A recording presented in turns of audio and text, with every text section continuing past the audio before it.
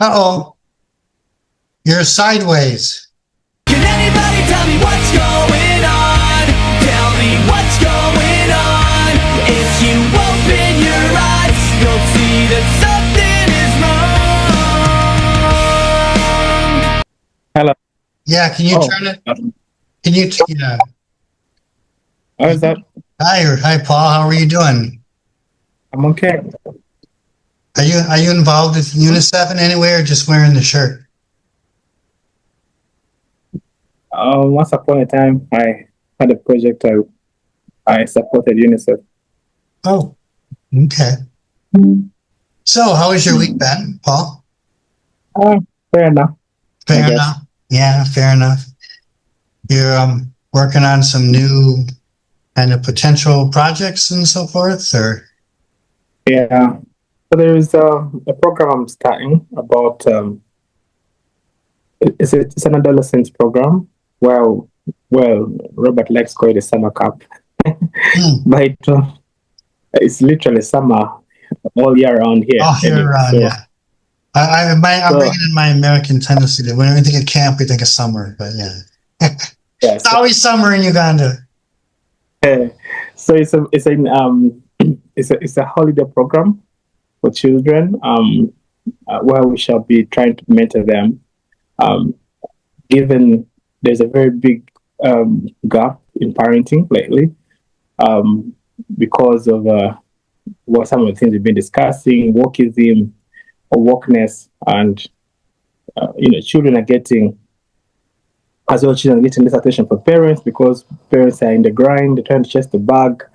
So children are being parented more by other instruments other than their parents. The instruments including like the television, the media, the celebrities, and the children end up picking up bad habits.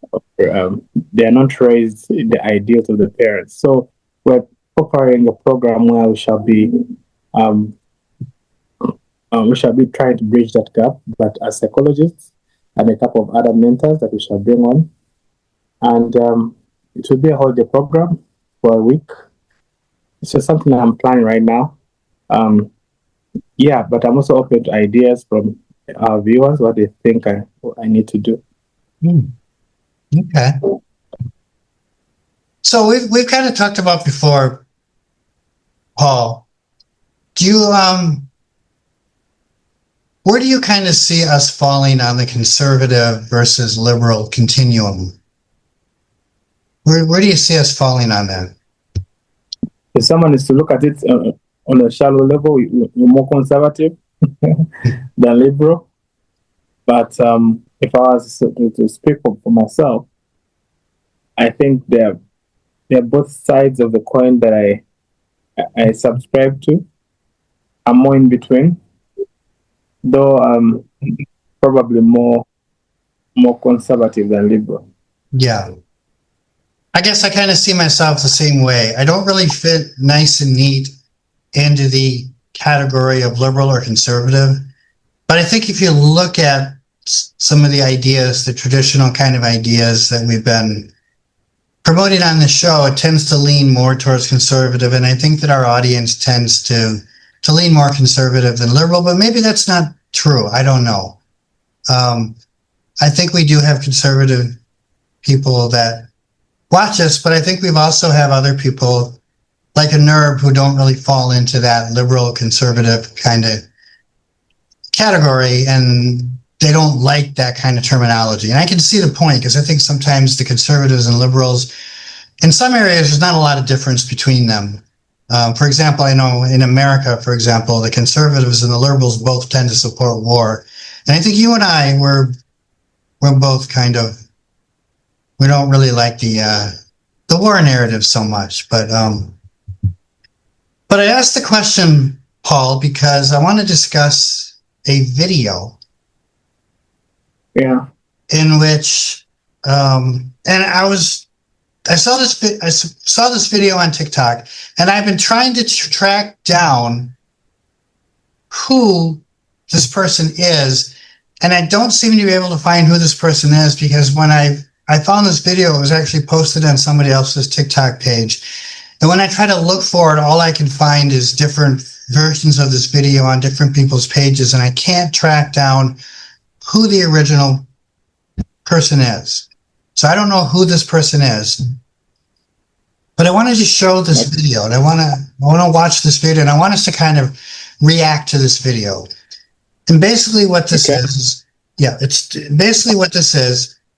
It's an African American who's talking about the difference between how he's treated by white liberals and how he's treated by white conservatives. And before I watch this video, I want to read a quote to you from Malcolm X. Malcolm X made a distinction between the white liberal and the white conservative.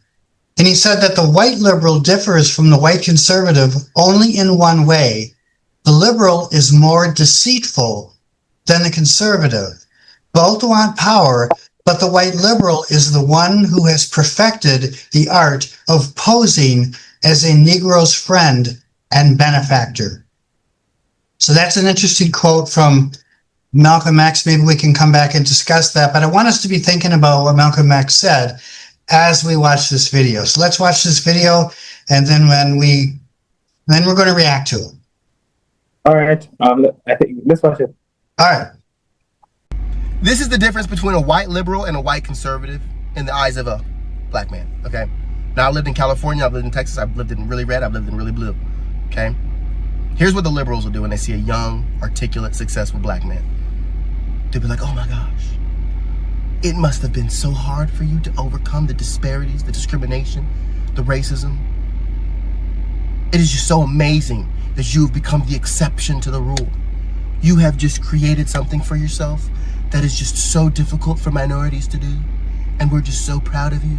It's so amazing. And I'm sitting there being like, so like what? You just think all black people are just dumb thugs that don't know how to do nothing? I'm the exception to the rule purely because I found success like you have. Like, I'm as successful as you, so therefore I must just be a special one. The exception to the rule? It's crazy. I'm not joking. This happens. It's crazy. They're like, oh my gosh, like the struggles, the hurdles, the obstacles. It's just amazing that you found the way to be moderately successful. And it's the most racist, like, in-person experience that I usually get.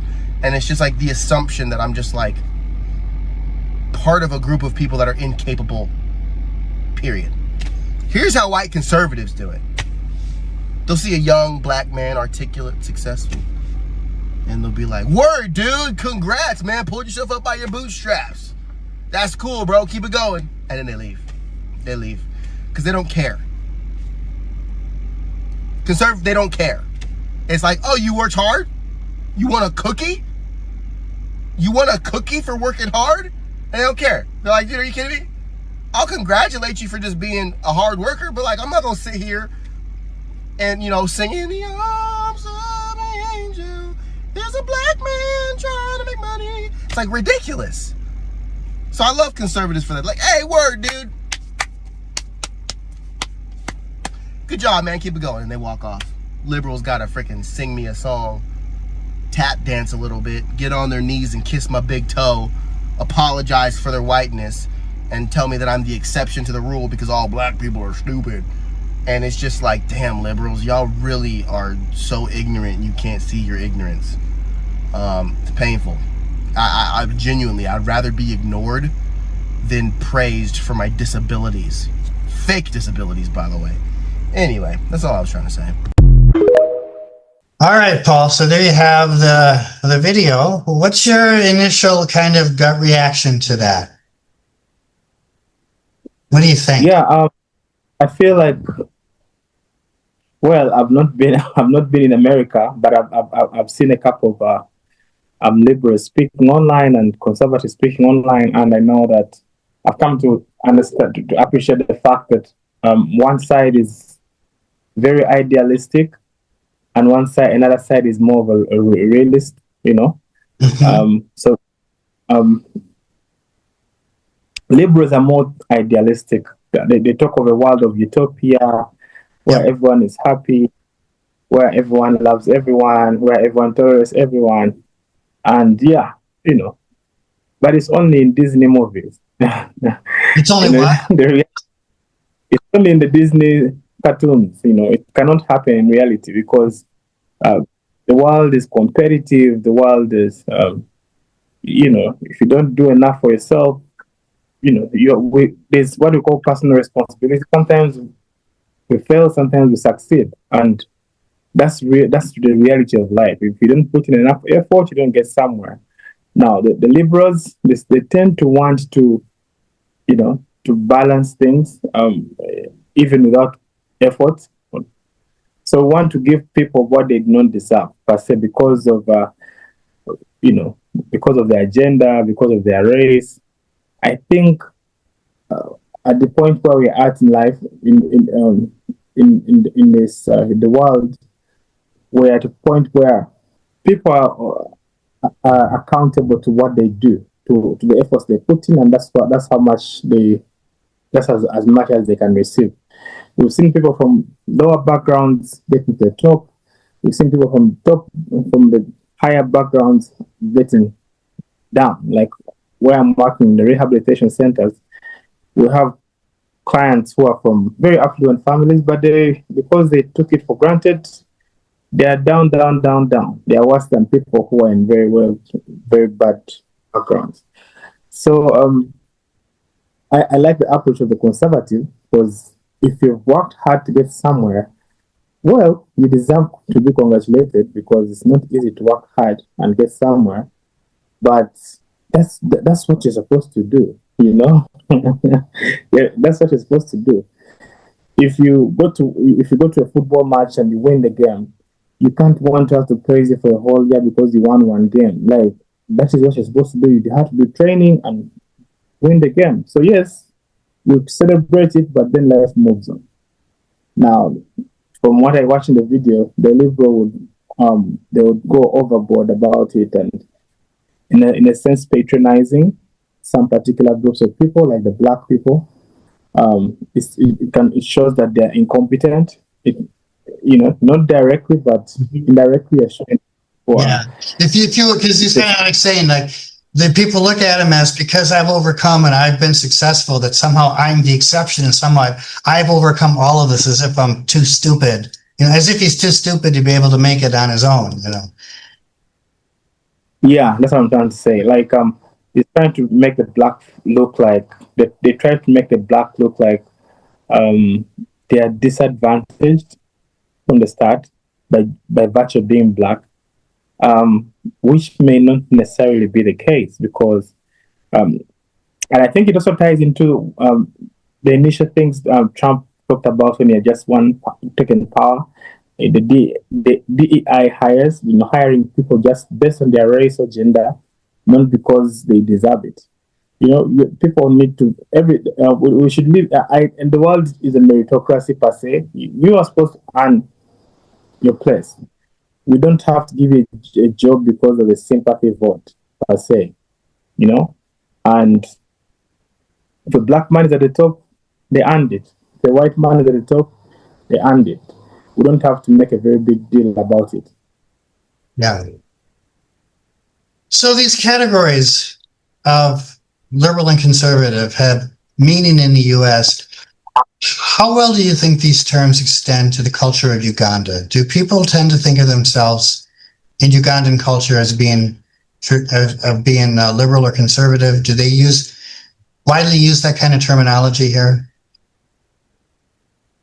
Barely kind of terms, apart maybe from the very elite people, but maybe we have something called traditional, the traditional values. And yeah, traditional. That's what I'm thinking. My experience of being here for a couple of years, people think of themselves as being traditional.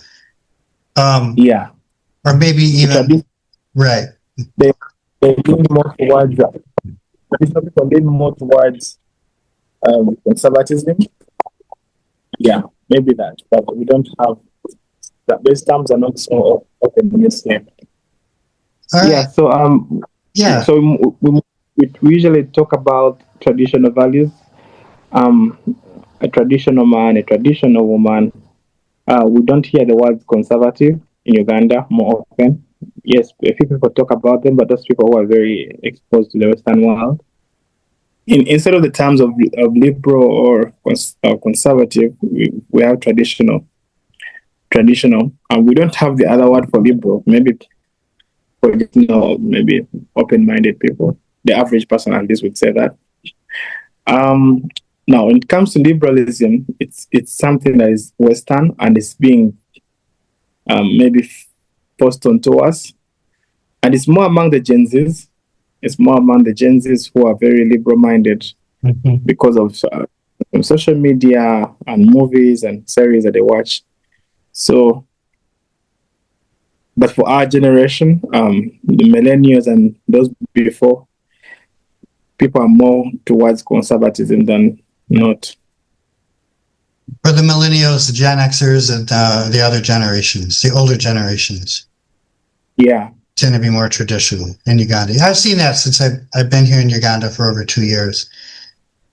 So I have another video, Paul, I'd like us to take a look at. This is a video from Tucker Carlson, who is an American conservative. And this took place in Australia, and a reporter had asked him a pretty loaded question. And I think this video for me highlights kind of what because there was a time in my life when I considered myself to be a liberal, but I no longer like to identify with the term liberal because I think that there's so many things about the liberals that are deceptive. You know, we've talked about how the liberals have a greater tendency to demonize anybody that they disagree with and to oversimplify things. Like, for example, to use these terms like, you're a transphobe, you're a homophobe, you're a racist, you're a misogynist, you know, to label everything that they disagree with as some sort of hate, you know, category so that they can demonize it. And I think that this video kind of highlights the thing that I find most troubling about liberalism. So let's watch this video and let's react to this as well. So let's get this going here. Okay, so you talked a little bit about immigration, and in the past you've talked about how white Australians, Americans, Europeans are being replaced by non-white immigrants in what is often referred to as the Great Replacement Theory. This is the same... Have I said that whites are being replaced? Well... I don't think I said that. Well, it's been mentioned on your show 4,000 times. And really, when did I say that? On your show. I said whites are being replaced? You have said that before. Really? Yeah. I would challenge you to cite that, because I'm pretty sure I haven't said that. I said native-born Americans are being replaced, including blacks. Native-born Americans. Native-born Americans. And Americans like black Americans have been, African Americans have been in the United States for, in many cases, their families over 400 years. And their concerns are every bit as real and valid and alive to me as the concerns of white people whose families have been there 400 years. So I've never said that whites are being replaced. Not one time. And you can't cite it. Untrue. So we just met, but when our relationship starts with a lie, it makes it tough to be friends. So well, you've been lying let's about pull that back. I'm happy to explain what I do think. So. Well, you actually can't say it because I didn't say it, and I don't believe it. And I'm telling you that to your face, so why don't you just accept me at face value? My concern is that the people who are born in the country are the main responsibility of its leaders. And as noted earlier, when those leaders shift their concern from the people whose responsibility it is to take care of to people around the world, to put their priorities above that of their own citizens, that's immoral. And they are being replaced in my country, people who are born in the United States. And the birth rate tells the whole story. They're not at replacement rate. And so the U.S. population is growing because we're importing people from other countries. And my view is that happy people have children, and a functioning economy allows them to do that. And we don't have that. And so you need to fix the economy and fix the culture and make it so that people who want to have kids can. You don't just go for the quick sugar fix of importing new people. Like, that's my position. And if you think that's racist, that's your problem. I never called you a racist. But of course you are suggesting, and well, I must say, one of the reasons people don't like people like you in the media is that you never say exactly what you mean. Your slurs are all by implication, and you're about to tell me the Great Replacement Theory is racist or anti-Semitic, whatever. I've said what I've said to you right now like 100 times in public. I hope to, if I live long enough, say it 100 more times. I think it's completely honest and real, not racist or scary. It's factually true. It's not a theory, it's a fact. And the whole point of your question was to be like, you're a scary racist. Well, I haven't. And my response is, no, I'm not. Okay, well, how about no more lying in your questions, and then I'll answer it. Okay, well, This is the same theory, or as you say, idea, that has inspired the New York Buffalo shooting, where 11 Black Americans were killed. On. Two You know white what I mean? Americans were killed. Like, It's also okay, inspired. it's not. First of all, It's inspired the worst, one of the worst Australian guns how do of they all get time people to this shoot stupid in the media? I guess it doesn't pay well. Look, I'm sorry. I've lived among people like you for too long, and I don't mean to call you stupid. Maybe you're just pretending to be, but I'm totally against violence. I'm totally against the war in Ukraine, for example, which doubtless you support. And like all dutiful liberals, support more carnage. I don't. I hate mass shootings, actually. Nothing I said, what does it mean to inspire something? My views are not bigoted against any group. They're honest. They're factual. That's not hate. That's reality. And my views derive from my deep concern for Americans, actually. Americans aren't having kids because they can't afford to. And nobody in charge. All right. So there's that video. Paul, and I don't know if you have any thoughts on this. Like I said, it's this idea of trying to oversimplify things and to demonize so that you don't have to have any real dialogue about something. In this particular video, Tucker Carlson is concerned about, he's not making any statements about whites or blacks. He's concerned more with the idea that America should protect its own kind of interests first. But then this reporter kind of twisted as you're some sort of white supremacist who are saying that you promoted a conspiracy theory that whites are being replaced and that this is leading to racist attacks, and so forth, and shootings and so forth. And she's making these outlandish connections. And this is one of the things that oftentimes disturbs me about liberals, is that they do this. And this is one of the things I think that has led to this culture of violence that's on the left. And we talked about this in previous videos we did after the assassination of Charlie Kirk, that there are polls in the US that indicate that liberals are more likely to embrace assassination culture, and that the idea that it's okay to celebrate the death of somebody you disagree with is much more prevalent and mainstream among liberals than it is among conservatives, where it's more on the fringe. So I don't know if you have any additional thoughts, or what your thoughts are on this, Paul. Do you have anything to say about this? Yeah. First of all, the choice of words, and the term liberal ideally should be an attractive term, and it's more marketable than conservative. Naturally, everyone would like to call themselves a liberal. In other words, it means someone who understands people, who is able to empathize. The reality cannot be worse, because there's a way they hijack good words, good terms, good movements, and then they put in their own. Like the term woke, Paul, has kind of been hijacked. For example, that term originally meant to be alert and aware to issues of social injustice, particularly related to gender and race, but it's been hijacked by every kind of left-wing agenda imaginable. They like to hijack terms. Yeah, so but eventually now people know what this means. So it actually feels already like a betrayal of sense to actually not be liberal.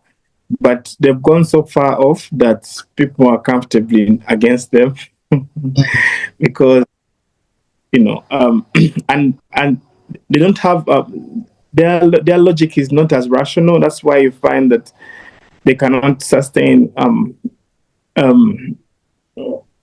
congruent debates. And you find that they have to use lies or quote people out of context and try to find a way of guilt-tripping people out of the conversation. And that has become their tactic, and it was typical of what this interview was about. The lady was just trying to quote things out of context and making the man feel like he's a bad person, and making up terms, making up realities that not. Right. So this is another kind of brief discussion we've been having. I know last week we were planning on meeting, but we weren't able to, so we did an online session. And we're kind of maybe seem to be in this pattern of doing these online sessions. It's been difficult for us to get together over the last couple of weeks, and things have gotten rather busy for you. So maybe this is kind of useful for us now, Paul, to have these brief kind of online discussions. I don't know what you're thinking of this format, what you're thinking of this kind of a different way of doing things. Yeah. I think it's, it's a stopgap thing, but it's more sustainable. Whenever we can meet, we meet. Whenever we can't meet, we do this. Yeah. Okay. So we do have a topic we need to discuss. We did have another conversation, Paul, with Miriam and Buzz about the What Would Female Fetuses Say blog site. We've had several episodes on that and a couple chats with them. We had this chat about 2 or 3 weeks ago. Farmer Fred joined us again and kind of moderated the discussion. And so at some point, Paul, we need to come back and we need to talk about that conversation that we had. So maybe we can call these popcorn discussions. They're a little bit shorter, a little bit briefer. I know our in-person sessions of late have been longer, I think. When we first started doing these videos, they tended to be maybe around 20 minutes, and then over time we expanded around 30 minutes, and we've gotten to as long as 40, and we had one that was almost as long as 50 minutes. Our first Charlie Kirk video, I think, was our first video about Charlie Kirk that we did was, I think the longest we did, that was close to 50 minutes, but yeah. So I guess for now we can wrap this up, Paul, and I'd like to thank everybody who has been watching for joining us again. Please leave any comments that you have and let us know if there's any topics you would like to see us discuss in the future. So I guess bye for now. Can anybody tell me what's going